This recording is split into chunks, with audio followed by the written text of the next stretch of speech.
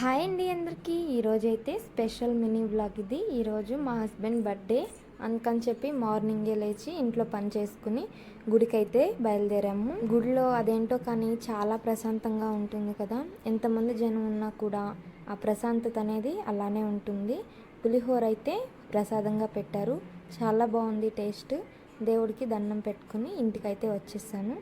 ఈరోజు స్పెషల్ కదా, అందుకని ఏదైనా చేద్దామని గులాబ్ జామ్ అయితే ప్రిపేర్ చేస్తున్నాను. అందరూ చేసుకునేలాగే, కాకపోతే నేను వీడియో తీశాను కదా అందుకని పోస్ట్ చేస్తున్నాను.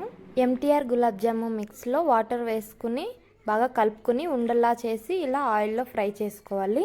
పాకం పట్టిన తర్వాత పాకంలో వేసుకోవాలి. ఈ బాల్స్ అనేవి కొంచెం ఎక్కువగానే కాలాయి, నేను చూసుకోలేదు. మా చిన్నోడు ఏడుస్తుంటే కొంచెం బ్లాక్ కలర్లో వచ్చాయి.